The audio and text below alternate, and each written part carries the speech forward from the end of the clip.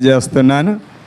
దేవుడు మనందరినీ క్షేమంగా సంతోషంగా ఉంచి ఈరోజు ఆయన సన్నిధానంలో కలిసి స్తుతించే భాగ్యాన్ని దేవుడు ఇచ్చారు. అదే రీతిగా బంగారజాలు, పేట చెరువు, కుంటినాగులగూడెం, నల్లగుంట, మరి తోగ్గూడెం వీరంతా మీకు వందనాలు తెలియజేశారు. మీ వందనాలు కూడా వారికి మళ్ళీ నేను వెళ్ళినప్పుడు తెలియజేస్తాను. దేవునికి స్తోత్రం. హల్లెలూయా. దేవుని సన్నిధానంలో దేవుని బిడ్డలారా, మనము చాలా విషయాల్లో అసమర్థంగాను, అనాలోచనగాను, మరి బద్ధకంగాను, ఇంకా ఇలాంటి మన శరీరాన్ని అలుముకొని ఉన్నాయి కనుక కనీసం మన సంతోష ఉత్సాహాల్ని మనమే సంతోషించలేకపోతున్నాం. అవి మనం చేయాల్సినవి కూడా మనమే చేయలేకపోతున్నాం. దేవుని వాక్యములో మరి మనం వీటన్నిటి గురించి మరి ధ్యానిస్తే మరి చాలా తప్పులు మనలో కనబడతాయి. అందుకోసమే మరి ఈ లోకంలో చాలా ప్రమాదాలు జరుగుతున్నాయి. ప్రయాణాల్లో అసమర్థత, మెలకువలేనితనం, ఇంకా పనుల్లో అజాగ్రత్తగా, దేవుని వాక్యంలో చూస్తే ఐహిక విచారాల వల్ల మనల్ని మనం మర్చిపోవడం, మనం చేయాల్సింది చేయలేకపోవడం, చెప్పాల్సింది చెప్పలేకపోవడం, పొందాల్సింది పొందలేకపోవడం, ఇలాంటివన్నీ మన అసమర్థత అని దేవుని గ్రంథము తెలియజేస్తుంది, దేవుని వాక్యము తెలియజేస్తుంది. ఈ మెలకువ ఎంత అవసరమో ఆలోచించండి. మెలకువ ఎంత అవసరమో. ప్రయాణం చేస్తూ మొన్న బేతుపల్లి గంగారం దగ్గర ఎక్కడో ఆగి ఉన్న లారీ గుద్దేశారు ముగ్గురు. పట్టాపగలు అందరినీ తప్పుకుంటూ ఉరికిపోయి ఉన్న లారీ గుద్ది ముగ్గురు అక్కడే చనిపోవటం జరిగింది. ఏంటది?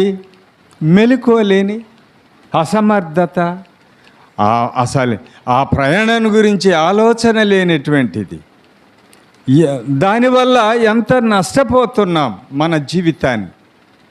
ఈ మధ్య నేను బంగారజాలు వెళ్తుంటే ఆ ముర్రేడు పక్కన బిర్జి దగ్గర 5 గేదెలు చనిపోయాయి. 5 గేదెలు చిందర పడిపోయినాయి. అక్కడ ఒకటి ఇక్కడ ఒకటి ఇట్లా. ఎందుకంటే లారీ ఓడు నిద్ర మత్తుతో గుద్దేసాడు. ఏమైపోయినాయి? అన్నీ చచ్చిపోయినాయి. దీని ఏమంటారు? ఎవరిది తప్పు? లారోడిది తప్పు అంటామా? లేకపోతే గేదెలది తప్పు అంటామా? గేదెలకి ఎప్పుడు తప్పి. ఎందుకంటే వాటికి అస్సలు భయమే ఉండదు. తన శరీరాన్ని తానే కాపాడుకోలేవు. రైలు వస్తున్నా అయ్యో అది వస్తుంది తప్పుకుందామన్న ఆలోచన ఉండదు. లారో బస్సు మనము వెళ్తున్నా తప్పుకోవాల్సినటువంటి అవసరమే వాటికి లేదు. ఎందుకని? అందుకే వాటిని ఏమంటారు? దునపోతులు, గేదెలు అంటారు. మనం కూడా అలాంటి బిహేవియర్ చేస్తే మనల్ని ఏమంటారు? ఏంటి దునపోతులాగా ఉన్నవే అని మనల్ని కూడా అంటారు. ఎందుకని? అది అంటే మన దగ్గర అసమర్థత చూసి, దేవునికి స్తోత్రం, అసమర్థత చూసి మనము చేతగాని వాళ్ళమని అనిపించుకోవటం ఎదటి వారి వలన ఎంత లోకు. అందుకోసమే మనం ఎట్లా జీవించాలండి అనేటోడికి అల్పనంగా కనపడవద్దు, చెప్పేటోడికి సులకనగా కనపడవద్దు. మనలను మనం ఏం చేసుకోవాలి? జాగ్రత్త చేసుకోవాలి. ఏదైనా ఒక మాట అంటే ఏమైద్దో, ఆ మాట వల్ల ఆయన బాధపడతాడా లేకపోతే ఊరికొచ్చి తంతాడా? ఆ మాట అనడం నాది తప్ప, వచ్చి కొట్టడం ఆయనది తప్ప అనేటటువంటిది మనలను మనము ఏం చేసుకోవాలి? జాగ్రత్త చేసుకోవడం ఎంతో అవసరం. దేవునికి స్తోత్రం. ఇక్కడ పౌలు గారు కూడా ఒక మాట చెప్తున్నారు. ఏంటంటే, కావున నేను 3 సంవత్సరములు రాత్రింబగళ్ళు కన్నీళ్లు విడుచుచు ప్రతి మనిషినికి మానక బుద్ధి చెప్పి తినని మీరు జ్ఞాపకం చేసుకొని మెలకుగా ఉండుడి. దేనికోసం మెలకుగా ఉండమంటున్నారు? అమ్మా అడుగుతున్నాను, దేనికోసం మీరు మెలకుగా ఉండండి అంటే, సేవకులు ఏమేమి చెప్తున్నారో, ఏమేమి గద్దిస్తున్నారో, ఏమేమి బుద్ధి చెప్తున్నారో వీటన్నిటిని మీరు వింటున్నారు గనక వాటన్నిటిని మీరు గుర్తు చేసుకుంటూ ఏం చేయండి, మెలకుగా ఉండండి. వాటిని గుర్తు చేయడానికి, సేవకులు చెప్పిన వాటిని గుర్తు చేయడానికి మీరేం చేయాలి, మెలకుగా ఉండాలి. అయ్యో, ఈ వారం అయ్యగారు ఈ మాట చెప్పారు కదా, ఈ మాట చెప్పారు కనుక నేను ఆ పని చేయకూడదు కదా, ఆ మాట చెప్పకూడదు. కానీ మనం ఏం చేసుకోవాలి, మెలకువ తెచ్చుకోవాలి. మెలకువ లేకపోతే ఏమైద్ది? మా కుటుంబంలో మొత్తం 9 మంది, అంటే అప్పటికే మరి ఒక 5గురు చనిపోయారు. దేవుని సన్నిధానంలో మేము ఉన్న వాళ్ళం. అయితే మా అమ్మ అన్నాలు పెడితే, అన్నాలు వండేటప్పటికీ 10-11 అయ్యేది రాత్రి. పొద్దాక తిరిగి గొడ్ల చేను కాళ్ళ ఇటు అటు తిరిగి వచ్చి అందరూ పడుకోవటం. ఒక్కొక్కరిని లేపి, ఇదిగో తిను, అన్నం తినరా అనుకుంటూ గిన్నెలు ముందు పెట్టేది. మా అక్క నిప్పు మన చేస్తూ అక్కడే పడుకున్నది, నిద్రపోతుంది. వారక్క ఆమె అక్కడే నిద్రపోతుంటే అక్కడే లేపి, ఇదిగో గిన్నె అని అన్నం ఇచ్చింది చేతిలో. మా అమ్మ ఇస్తే నిద్ర మత్తులో ఉంది కనుక ఆ గిన్నె అడ్డం బట్టి ఆ నిప్పు రవ్వలన్నీ తోసేసింది గిన్నెలోకి. అన్నం మీదికి బూడిద బుక్కి మొత్తం. ఇక మా అమ్మ చూసి ఊరికొచ్చి వీపు మీద వేసింది ఒక్కటి. 7,000 మంది దెబ్బ పడేలకు అప్పుడు బగ్గురు ఇరిగిపోయింది. ఇప్పుడు ఏం తింటావే, అంత పంచుకొని పెట్టేదిగా 9 మందికి. ఇంకా నీ ఎట్లా ఏం తింటావు, బూట తిను, నిప్పులు తిను అని ముందు పెడుతుంది. ఏడుతుంది. ఏం చేస్తాం, చిన్నది కాదు పెద్దదే, మళ్ళీ మాకంత పెద్దది కదా ఆమె. దేనివల్ల? మెలకువ లేనిటువంటి పని అది. దేని పాడు చేసుకున్నాం? మనము తినే ఆహారాన్నే పాడు చేసుకున్నాం. మన జీవితంలో కూడా మనం ఎన్నిటిని పాడు చేసుకుంటున్నాం. ఒకసారి మెలకువ తెండి అని పౌలు గారు చెప్తాడు. మీకోసం నేను రాత్రింబగళ్ళు సేవ చేస్తూ ప్రజల కోసం, వారి బతుకు బాగుపడాలని, వారు రక్షణ పొందాలని, వారు దేవుని పిల్లలుగా ఉండాలని ఆయన రాత్రింబగళ్ళు కన్నీళ్లు విడుచుచు ప్రతి మనుషునికి మానక బుద్ధి చెబుతూ గద్దిస్తూ ఉన్నప్పటికీ వాటిని మీరు మెలకుగా ఉండి గుర్తు చేసుకొనక మీరు ప్రవర్తించడం వల్ల మీకు ఏమో తటాసేస్తుంది, నాశనం. దేవునికి స్తోత్రం. అందుకోసమే మీరు పాడవద్దు, మీరు మంచిగా దేవుని పిల్లలుగా నిలబడాలి. మీకు మీరే దేవునికి లెక్క చెప్పేటటువంటి వారుగా, దేవుని సన్నిధానంలో ధైర్యంగా నిల్చునేవారుగా మీరుండాలి. అందుకై నేను ఏడుస్తూ దుఃఖపడుతూ మీకోసం ఏం చేస్తున్నా, నేను ప్రయాసపడుతున్నా. మీరు ఎట్లుండాలి? మెలకుగా, విశ్వాస జీవితంలో మెలకుగా, బతికే జీవితంలో మెలకుగా, పని పాటల్లో మెలకువలు, చెప్పే మాటల్లో మెలకువలు, అన్నిటిని ఏం చేయాలి? మనం మెలకువ కలిగి వాటిని మనము నిర్వర్తించాలి. దేవునికి స్తోత్రం. ఇంకో మాట చూద్దాం. దేవుని సన్నిధానంలో దేవుని బిడ్డలారా, 1 కొరింథీ పత్రిక 16-13 చూద్దాం. 1 కొరింథీ పత్రిక 16-13. ఏంటనా? మెలకువగా ఉండుడి, విశ్వాసంతో నిలకడగా ఉండుడి, పౌరుషం గలవారై ఉండుడి, బలవంతులై ఉండుడి, మీరు చేయు కార్యములన్నీ ప్రేమతో చేయుడి. దేవునికి స్తోత్రం. హల్లెలూయా. మీరు చేసే కార్యాలన్నీ ఎట్లుండాలి? ప్రేమతో చెయ్యండి. ప్రేమతో చెయ్యండి. మొట్టమొదటిగా మెలకువగా ఉండండి. విశ్వాసమందు నిలకడగా ఉండండి. పౌరుషం గలవారై ఉండండి. బలవంతులై ఉండండి. దేవుని సన్నిధానంలో దేవుని బిడ్డలారా, మనం ఎన్ని రకాలుగా మెలకువలో ఉండాలి? విశ్వాసములో మెలకువగా ఉండాలి. తర్వాత పౌరుషమందు మెలకువగా ఉండాలి. బలవంతులై ఉండాలి. వీటన్నిటిని మీరు చెయ్యాలి ప్రేమతో. దేవునికి స్తోత్రం. దేవుని బిడ్డలమైనటువంటి మనము మెలకువగా ఉండడానికి కొన్ని పౌలు గారు గుర్తు చెప్తున్నారు. ఏ విషయాల్లో మీరు మెలకువగా ఉండాలి అంటే, విశ్వాసములో మీరు మెలకువగా. ఎప్పుడన్నా అవిశ్వాసములో ఉంటామా? ఉండొచ్చా నానా? అవిశ్వాసములో ఉండొచ్చా? విశ్వాసముగా చలామణి అవ్వచ్చా? అవ్వకూడదు. అందుకోసమే విశ్వాసములో మీరు మెలకువగా ఉండండి. విశ్వాసములో మీరు మెలకువగా ఉండండి. ప్రతి విషయములో మీరు విశ్వాసాన్ని జోడించాలి. దేవునికి స్తోత్రం. విశ్వాసాన్ని పనిలో కానీ, మాటల్లో కానీ, తిండిలో కానీ, ఇంకేంటి ప్రయాణాల్లో కానీ, బతుకులో అన్ని విషయాల్లో విశ్వాసమును జోడించాలి. మీరు ప్రతి విషయం, ప్రతి పని విశ్వాసాన్ని జోడించాలి. ఏమైనా చేస్తే విశ్వాసముతో చెయ్యండి. ఏమైనా చెప్తే విశ్వాసముతో చెప్పండి. ఏమైనా తింటే విశ్వాసంతో తినండి. దేవుని సన్నిధానంలో ఇంకా పౌరుషం గలవారై ఉండండి. విశ్వాసములో మెలకుగా ఉండాలి. ఆ తర్వాత మెలకువ పౌరుషంలో కూడా ఉండాలి. పౌరుషం అంటే ఏంటి?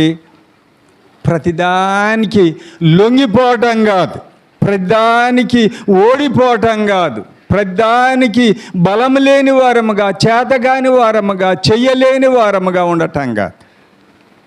ఎట్లా ఉండాలి నాన్న? పౌరుషం. ఏదో సామెత అంటారుగా పెద్దలు, సచ్చే బక్కక పూలికి దడవదట. అది సచ్చేదే ఎట్లా ఆయన, కానీ దడవటం ఎందుకు? పొడవలేను పెద్ద పూల్ని, కానీ దడవటం ఎందుకు? చూద్దాం చేతనైనంత వరకు అని ఎదురు తిరుగుద్ది. అది బక్క ఆవే, కానీ పౌరుషంగా ఉంటుంది. దేవుని సన్నిధానంలో మనము కూడా జీవితంలో, సాతానుడు మనకెట్లున్నాడు? గర్జించే సింహంలాగా ఉన్నాడు. ఆయన గర్జింపులకు మనం ఏం చేస్తున్నాం? ఓడిపోతున్నాం, భయపడిపోతున్నాం, లొంగిపోతున్నాం. వద్దు. ఎట్లా ఉండాలి? పౌరుషం ఉండాలి. మన దేవుని బిడ్డలు ఎలాంటి వాళ్ళు? పౌరుషం గలవారు. విశ్వాస జీవితంలో పౌరుషం గలవారు. పని పాటల్లో పౌరుషం ఉంటుంది. ఇంకేంటి? తినే ఆహారాల విషయంలో పౌరుషం ఉంటుంది. ఇంకేంటి? సంపాదనలో పౌరుషం ఉంటుంది. పని చేయట్లో పౌరుషం ఉంటుంది.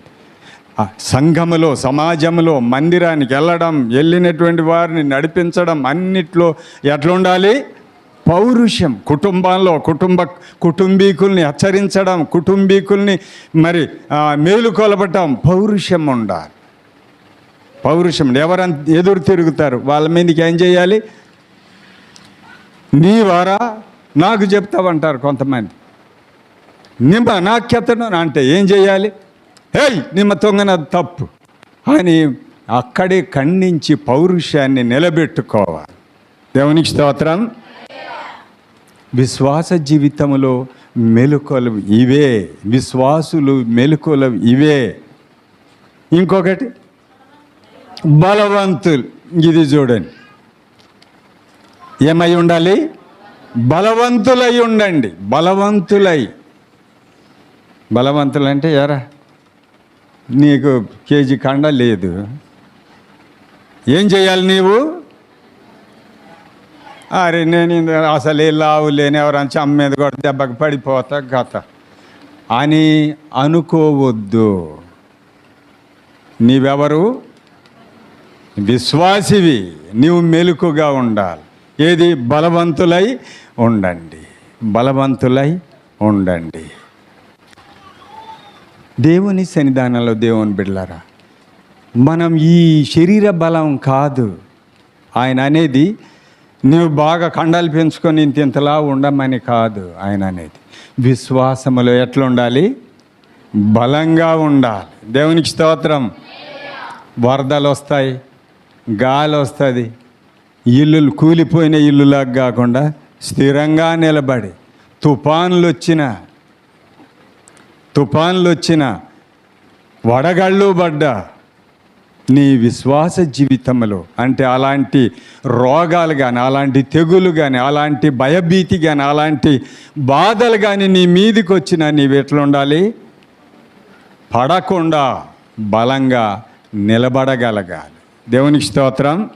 దేవుని సన్నిధానంలో దేవుని బిడ్డలారా, మీరు బలంగా ఉన్నారా లేదా? ఎవరైనా గద్దించినప్పుడు గడగడవానికి ఇంక సరేలే, ఇంక నిమ్మకెత్తాటి తింగిస్తాను అనడం కాదు. విశ్వాసములో నీవెట్లా ఉండాలి? విశ్వాస జీవితం బలంగా ఉండాలి. అది చేయకూడదు, దేవుని పనికి అది విరుద్ధం అని మనం చెప్పగలగాలి. నేను అక్కడికి వెళ్ళను. విశ్వాస జీవితంలో బలంగా ఉండాలి. ఇంకో మాట కూడా చూద్దాం. వీటన్ని చేయడానికి ఏం కావాలి? వీటన్నిటిని చేయడానికి ఏం కావాలమ్మా? ప్రేమ. దేవునికి స్తోత్రం. ప్రేమతో మీరు చెయ్యండి ఇవన్నీ. దేవుని సన్నిధానంలో ఇంకో మాట చూద్దాం. కొలొస్సీయులకు రాసిన పత్రిక 4వ అధ్యాయము 2వ వచనాన్ని చూద్దాం. ప్రార్థన యందు నిలకడగా ఉండి కృతజ్ఞత గలవారై దాని యందు మెలకుగా ఉండుడి. మరియు నేను బంధకములలో ఉంచబడుటకు కారణమైన క్రీస్తు మర్మమైన గూర్చి నేను బోధింపవలసిన విధముగానే ఆ మర్మమును వెల్లడిపరచునట్లు వాక్యము చెప్పుటకు అనుకూలమైన సమయము దేవుడు దయచేయడం వలనని మా కొరకు ప్రార్థన చేయుడి. దేవుని సన్నిధానంలో దేవుని బిడ్డలారా, ఇక్కడే దేంట్లో మెలకుగా ఉండాలి? ప్రార్థన యందు. దేవునికి స్తోత్రం. ప్రార్థనలో నిలకడ. ప్రార్థనలో ఏం కావాలి? నిలకడ కావాలి. ప్రార్థనలో చాలామంది నిలకడ లేని జీవితాలు జీవిస్తుంటారు. నిలకడ అంటే ఏంటి? సరిగా నిలబడకపోవటం అంటే ఏంటి? మందిరానికి ఎప్పుడూ పండగకి రావటం, మందిరానికి ఎప్పుడూ ఏదో సందర్భాన్ని బట్టి రావడం. దేవుని సన్నిధానంలో దేవుని బిడ్డలారా, నిలకడ ఉండాలి. ప్రార్థనలో అన్ని విషయాల్లో ప్రార్థన చేయడానికి మరి మెలకువ ఉండాలి. తర్వాత నిలకడ ఉండాలి. నిజంగా ప్రార్థన అంటే ఆయన కనపడాలి. ప్రార్థన ఎక్కడ జరుగుతుందంటే ఆయన కనపడాలి. కుటుంబ కూడిక జరుగుతుందంటే ఆయన కనపడాలి. గృహ కూడిక లేకపోతే ఏదో ఫంక్షన్ జరుగుతుంది, కనపడాలి. ప్రార్థనలో కనపడాలి, నిలకడ ఉండాలి. అందరు వెళ్తారులే, నేను ఒక్కని పోకపోతే అది ఆగొద్దా అనడానికి లేదు. నీవు వెళ్ళకపోతే ఆగినట్టే ప్రార్థన. ఎంత పట్టుదల, ఎంత మరి విలువ దేవుని సన్నిధానంలో దేవుని బిడ్డలారా. అందుకోసమే ప్రార్థనలో మీరు నిలకడగా ఉండండి. మనం ప్రార్థన ఆదివారం వస్తుందంటే శనివారమే మనం ఏం చేయాలి? ఆదివారం పనులు శనివారమే ముగించేయాలి, లేకపోతే ఆఫ్ చేయాలి. అవసరమైతే ప్రార్థన అయిన తర్వాత పోయి చేసుకో. కానీ నీ పని కోసం ప్రార్థన ఆపబోకు కదా. ఆదివారం ఆగొద్దా? రేపు వచ్చే ఆదివారాన్ని కొద్దిగా ఆగు, మా పనులు అయిపోయిన తర్వాత రమ్మంటే వస్తుందా? నీవు వెళ్తావు, నీవు ఆపి వెళ్ళొచ్చు, కానీ అది ఆగి నీకోసం రాదు. అందుకోసమే నిలకడంటే ప్రార్థనలో, ప్రతి సమయంలో ప్రార్థన నిలవాలి, ప్రార్థనలో ఉండాలి. ప్రతి విశ్వాసి నిలకడ, ప్రార్థన విషయంలో నిలకడ. కొన్ని ప్రార్థనలు కొంతమంది వెళ్తారు, కొంతమంది నన్ను అత్తన్ని నిమ్మని అని వంతుల ప్రకారం పంపడం కాదు. ఎట్లా ఉండాలి ప్రార్థన? ప్రతిరోజు, ప్రతి సమయంలో, ప్రతి ప్రార్థనలో నిలకడ ఉండాలి, నిజంగా నిలిచి ఉండాలి. అది మెలకువ. దానికోసం ఏమన్నారు పౌలు గారు? దానికోసం నీవు కృతజ్ఞత గలవాడవై ఉండాలట, దాని యందు మెలకువ కూడా ఉండాలట. దాని యందు మరి ఆయన బంధకంలో ఉండి ఉంచబడుటకు కారణమైన క్రీస్తు మర్మమును గూర్చి నేను బోధింపవలసిన విధముగానే ఆ మర్మమును వెల్లడిపరచున్నట్లు వాక్యం చెప్పుటకు అనుకూలమైన సమయమును దేవుడు దయచేయవలనని మా కొరకు ప్రార్థన చేయ. అంటే ఎంత మెలకువ ఉండాలి చూడండి, సేవకుని కోసం ప్రార్థన చేయడానికి. ఈరోజు ఏమేమైతే నీవు వింటున్నావో వీటి కోసం సేవకుడు మళ్ళీ ఎక్కడన్నా వెళ్తే ప్రార్థన చేయాలంటే ఈ రీతిగా ఆయన నిలబడి చెప్పాలి, సమయం కావాలి, దానికి అవకాశం దొరకాలని మీరేం చేయాలి? పాస్టర్ గారికి ప్రార్థన చేయాలి, ప్రార్థన చేయాలి. ఎందుకంటే ఇలాంటి మాటలు లేక ఎన్నో ప్లేసులలో మరి ప్రజలు పాడవుతున్నారు. ఆయన ఎక్కడ పోయినా ఇలాంటివి చెప్పాలి, ప్రభువా నీ దాసుని నిలబెట్టండి అని ఆయన కొరకు ప్రార్థన చేయమంటున్నాడు. పౌలు గారే సంఘాన్ని, కొలసి సంఘాన్ని కోరుకుంటున్నాడు. మనమేం చేయాలి? మెలకుగా, కృతజ్ఞత కలిగి జీవించడానికి మెలకువ కావాలి. మెలకువ విశ్వాస జీవితంలో మెలకువ అంటే కృతజ్ఞత. చెప్పకూడదో చెప్పొచ్చు, కానీ ఇశ్రాయేల్ అన్నయ్యకి ఏం మెలకువ వచ్చింది నాన్న? వారి విశ్వాస జీవితంలో మా ఇంట్లో జరిగినటువంటి కార్యక్రమాలన్నిటికీ నేను ఒక పశువుని దేవుని సన్నిధానంలో ఆస్తిలో భాగం ఇచ్చి దేవుని స్తుతించడం అంటే ఇదే. నల్లగుంట మందిరంలో నుంచి ఒక అమ్మ మరి ఇట్లనే ఒక ఆవు పెయ్యనిచ్చింది. పాస్టర్ గారు ఎప్పుడొచ్చినా పాలు తాగట్లే, నేనేమో బోలెడు అమ్ముకుంటున్నానని ఒక పెయ్యని ఇచ్చేసింది. ఇది నీవు పాలు పిండుకొని తాగు అని ఇస్తే దాన్ని తోటకెళ్ళి నేను ఎక్కడ పెట్టానమ్మా, నీ దగ్గరే ఉంచమ్మా. అది వాళ్ళ దగ్గరే ఉంది. 9 పెయ్యదూడల్నే పెట్టింది. మళ్ళీ సంవత్సరానికి ఒకటి 9 దేవుని సన్నిధానంలో దేవుని బిడ్డలారా, వారి ఆవులు మరి అభివృద్ధి అయినాయి. దేవునిచ్చిన దేవుని సొమ్ము కూడా అభివృద్ధి అయింది. దేవుని సన్నిధానంలో దేవుని బిడ్డలారా, మెలకువ విశ్వాస జీవితంలో ఇదొక మెలకువ, కృతజ్ఞత కలిగి ఉండడం. మనం పొందిన మేలులకు ఏమై ఉండాలి? కృతజ్ఞత. కృతజ్ఞత అంటే అదే. దేవుని సన్నిధానంలో మీరు అట్లా కృతజ్ఞత కలిగి దాని యందు మీరు మెలకుగా ఉండండి, దాని యందు నీవు మెలకుగా ఉండండి.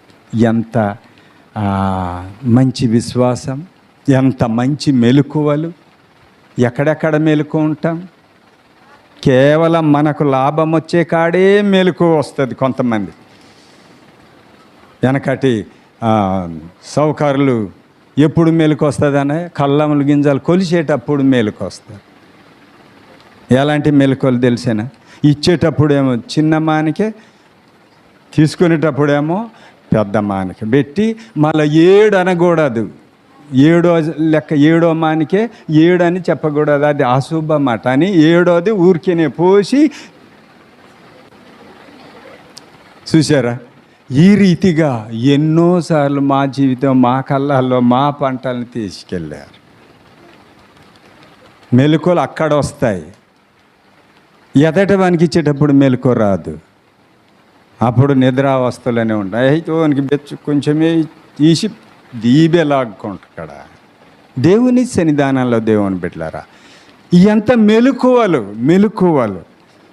అందుకోసమే ఇలాంటివన్నీ మంచి ఇంకా వివరించడానికి అక్కడ ఏమని ఉంది, బోధించాలని, అదే విధముగా ఆ మర్మములన్నీ వెల్లడిపరచడానికి, వాక్యం చెప్పడానికి అనుకూలమైన సమయాన్ని మాకు దయచేయనట్లు మీరు మా కోసము ప్రార్థన చేయమంటున్నాడు పౌలు గారు. ఇంకో మాట చూద్దాం. దేవుని సన్నిధానంలో దేవుని బిడ్డలారా, మెలకువ లేని విషయాలు చూద్దాం. మెలకువ లేని విషయాలు ఇర్మియా గ్రంథం ఒక్కసారి చూడండి. ఈ మెలకువలు లేని చూద్దాం. ఇర్మియా గ్రంథం 25-27 చూడండి.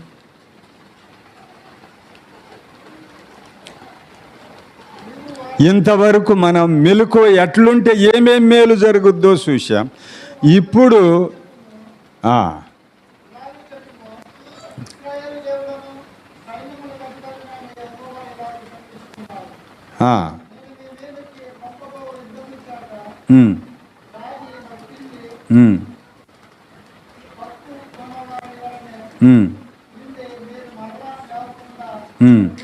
దేవునికి స్తోత్రం.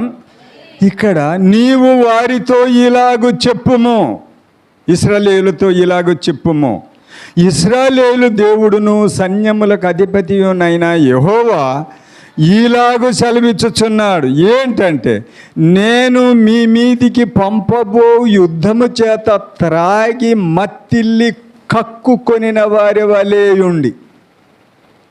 దేవుడు ఏదో ఒక మనకు బుద్ధి రావాలనో ఏదో ఒక కీడొచ్చినా ఆయన మనల్ని చూడకుండా ఉండటాన్ని బట్టి మనం ఇంకా ఎట్లుంటామట చెప్పండి? ఎట్లుంటాం? బాగా బద్ధకించి తాగి మెలకు లేకుండా మత్తిల్లిన తర్వాత ఏమొస్తుందట? కక్కటం. కక్కేసి అందులోనే పొర్లుతూ, ఎలాంటి భయంకరమైనటువంటి ఇది మెలకు లేని పని అన్నమాట. ఇది అసలు అశ్రద్ధ, అసలు గుర్తే లేని పనులు ఇవన్నీ. దేవుని సన్నిధానంలో దేవుని బిడ్డలారా గుర్తుంటాయా? ఉండవు. అలాంటి ఎంత సికాకు చేసినా మళ్ళీ మేలుకొస్తే దాన్నే ఎతుకుతారు. కారణం, ఇంత రోత ఇక్కడ అయిందని గుర్తుంటుందా? మా ఇంటికి ఒక చుట్టం వచ్చిండు. చుట్టం వస్తే సరే తెలిసినోడుగా చుట్టాం కానీ పడుకోమన్నా. నేను లోపలికి రాను, మీరు మీ దగ్గర నేను లోపలికి రాను, ఇక్కడే బయటే పడుకుంటా గోడ మీద అన్న. సరే అని చెప్పి అక్కడే దుప్పటి ఇచ్చాం, కింద పరిచాం, పడుకున్నాడు. పడుకున్నోడు మేలుకో లేకుండా బాగా తాగి వచ్చాడు కదా, పడుకొని అక్కడే అన్నీ అయిపోయినాయి. మేము లేచేటోళ్ళకి అసలే లేడు. ఎడిపోయాడు? లేచి వెళ్ళిపోయింది. మరెప్పుడు ఇవన్నీ పోయినప్పుడు మెలకొచ్చిందేమో, ఒంట్లో అంటే కడుపులో ఏం లేదుగా, మెలకొచ్చిందేమో. చూసేవాళ్ళకి మొత్తం అక్కడే అయిపోయినాయి, తడిసిపోయినాయి. పొద్దున మళ్ళీ పలకరించడానికి కూడా లేడు. చుట్టాం కదా అని చూద్దామని వస్తే లేడు. ఎటుపోయిండు? ఆయన సికాకు అక్కడ పెట్టిండు, అయిబు లేకుండా వెళ్ళిపోయిండు. చుట్టమే, ఏం చేద్దాం? ఎంత భయంకరం! అక్కడే కక్కిండు, అక్కడే ఉచ్చబోసిండు, అక్కడే అన్నీ దుప్పట్లు తడిసింది, కప్పుకున్న తడిసింది, అన్నీ తడుపుకున్నాడు, లేచి వెళ్ళిపోయిండు. అంటే మెలకువ లేని అశ్రద్ధ, బాధాకరం, తనను తాను మర్చిపోవడం, విశ్వాస జీవితం అది కాదు. దేవునికి స్తోత్రం. ఇక్కడ దేవుడు చెప్తున్నాడు వారికి, నీవు వారితో ఇలాగూ చెప్పుము, ఇశ్రాయేలు దేవుడును సైన్యములకు అధిపతియగునైన యెహోవా ఇలాగూ సెలవిచ్చుచున్నాడు, నేను మీ మీదికి పంపబో యుద్ధము చేత త్రాగి మత్తిల్లి కక్కుకొనిన వారి వలె ఉన్నారు. ఇంత భయంకరమైనటువంటి రోత జీవితం విశ్వాసులకు తగునా? దేవుని సన్నిధానంలో దేవుని బిడ్డలారా, మనం చాలా జాగ్రత్త మెలకుగా ఉండాలి. నేను ఒకసారి పేడచెరు వెళ్తూ అన్నారం మీద నుంచి వెళ్తున్నా. ఎప్పటికీ అటు నుంచి తిరిగి వస్తా శ్రీనివాస్ కాలనీ. ఈ రోడ్డు ఎమ్మటి వెళ్తున్నా. ఆయన బహుబలంగా మోసుకొచ్చి మందిరంలో పెట్టినోడు లేచి తిరుగుతున్నాడు. పర్వాలే మంచిగా వస్తున్నాడు ప్రార్థన. ఈయన అన్నయ్య అటు నుంచి వస్తాడని పిల్లవాగొచ్చి తాగి ఇంకా టిఫిన్లో పట్టుకొని మెల్లగా వెళ్తున్నాడు నడవలేక. అరే మజ్జిగ కోసం వచ్చిండేమో, పాపం బలహీనుడు కదా, మజ్జిగ కోసం వచ్చిండేమో పిల్లవాగా నేను అనుకుంటూ దగ్గర పోతే ఈయన అన్నయ్య ఆడికి వెళ్ళి వస్తున్నావు అంటే, ఈ పిల్లవాగా అన్నయ్య ఏంటి అది టిఫిన్ అండి. ఇది సైతాన్. ఏంటట, అప్పుడు దాకా మూతికాడుంది, లోపలికి వెళ్ళింది, అంతా పుల్ అయిపోయింది. నేను చూసేయాలికి అది సైతాన్ అయిపోయింది. ఎడంగ పెట్టి ఇది మనది కాదన్నయ్య అన్న. మరి నీవెందుకు అట్లా ఉన్నావు, తొందరరా అనుకుంటూ నేను వెళ్ళిపోయాను. నాకు అర్థమైపోయింది ఏం చేయాలి. అందులో టిఫిన్ నిండా ఏముంది, సారా. దేవుని సన్నిధానంలో దేవుని బిడ్డలారా, ఇంకా ఆ రోజు నుంచి రాలే. ఎక్కడికి, ఎందుకు? నా చూసేయండి, నా వైఖరి అంతా చూసేయండి. నేనేమన్నా అన్నానా, కొట్టేనా, తిట్టేనా? లేదు. అయినా తన మనసు మేలుకొనలే. అయ్యో పొరపాటు అయింది, పోయి సరి చేసుకుందాం, ఇంకా ఎప్పుడు అలాంటి పని చెయ్యనన్నా అని చెబుదామన్న ఆలోచనే ఆయనకు రాలి. మొత్తానికి బయటికి వెళ్ళిపోయిండు. మళ్ళీ అదే జబ్బు ఎక్కువ అయింది, అట్లనే అయిపోయింది. దేవుని సన్నిధానంలో దేవుని బిడ్డలారా, ఇంకో మాట చూద్దాం మెలుకోలేంది. హోషేయ గ్రంథం 7:5 చూడండి. హోషేయ గ్రంథం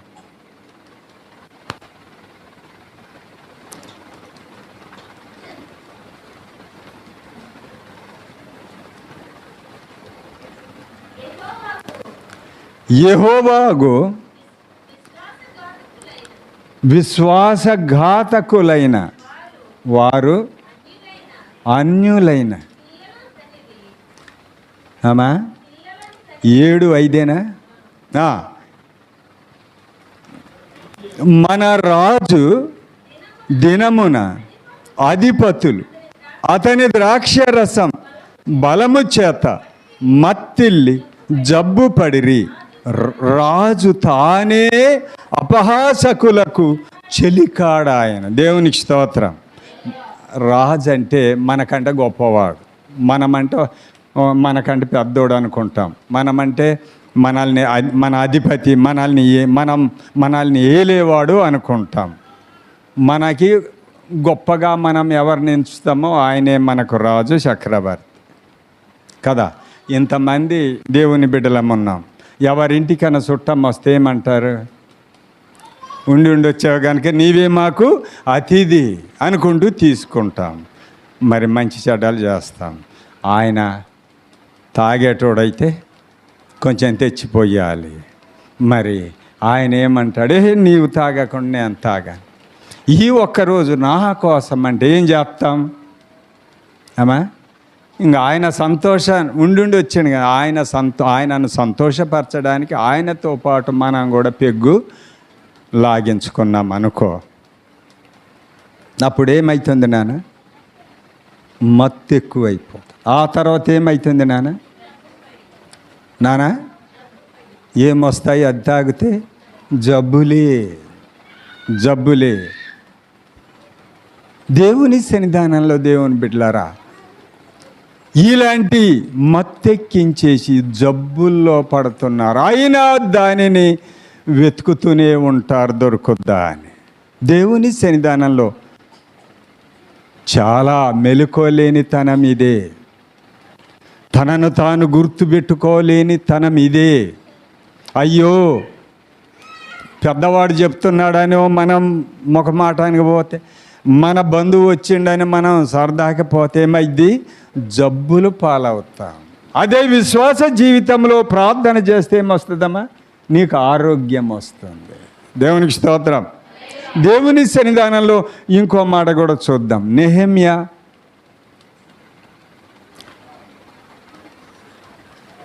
నహూము, దీని పక్కనే ఉంటుంది నహూము. చూడండి, ఆమోస్ తర్వాత అనుకోండి. నహూము గ్రంథం 3:11, నీవు మత్తురాలవై దాగుకొందువు, శత్రువు వచ్చుట చూచి ఆశ్రయదుర్గము వెదుకుదువు. దేవునికి స్తోత్రం. ఏమైతుందట? నీవు మత్తురాలవై, నీవును మత్తురాలవై దాగుకొందువు, శత్రువు వచ్చుట చూచి ఆశ్రయదుర్గం వెతుకుదువు. దేవుని సన్నిధానంలో దేవుని బిడ్డలారా, స్త్రీలు సైతం ఏమవుతున్నారు? మత్తులవుతున్నారు. మత్తులు అవ్వడం వల్ల మెలకువలు తప్పుతున్నారు, జ్ఞానము తప్పుతుంది, అశ్రద్ధ ఎక్కువైతుంది.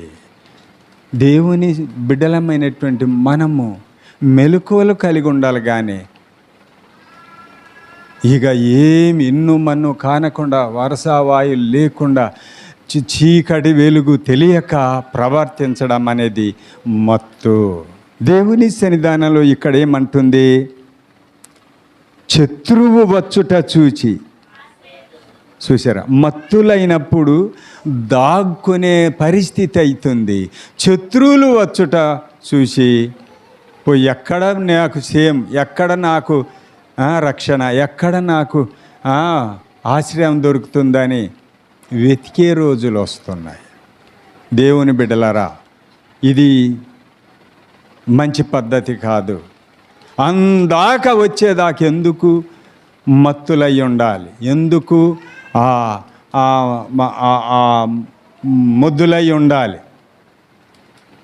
ఈ బలహీనత ఎందుకు? ఈ హీనమైన బతికెందుకు? మనం దేవుని పిల్లలం, విశ్వాసులం. మనం ఏం చేయాలి? పౌరుషం గలవారమై ఉండాలి, మెలకువగలవారమై ఉండాలి. విశ్వాసములోను, పౌరుషంలోను, బలములోను, అన్నిట్లో మనం ఎలాగుండాలి? మెలకుగా, నిలకడగా ఉండాలి. ఇది దేవుని బిడ్డలకు తగినది. దేవునికి స్తోత్రం. దశలోనికు రాసిన పత్రిక 1 దశ 5-6 చూసి ముగించుకుందాం.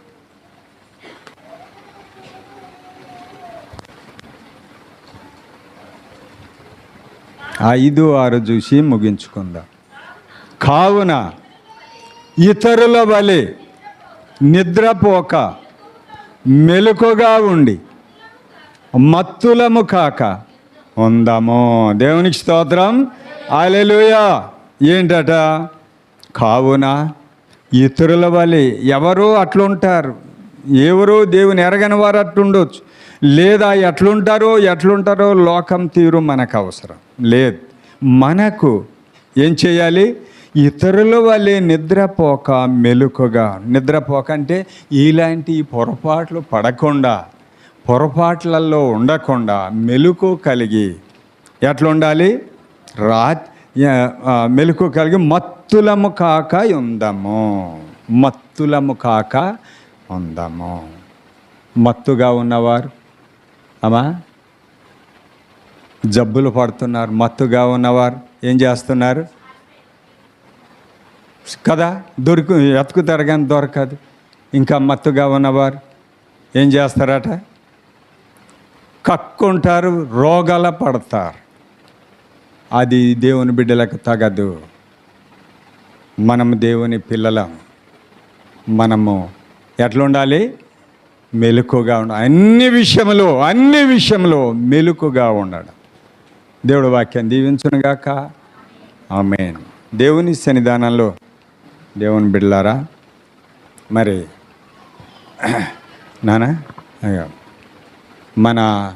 మరి ఇది ఈరోజు ఫస్ట్ వారం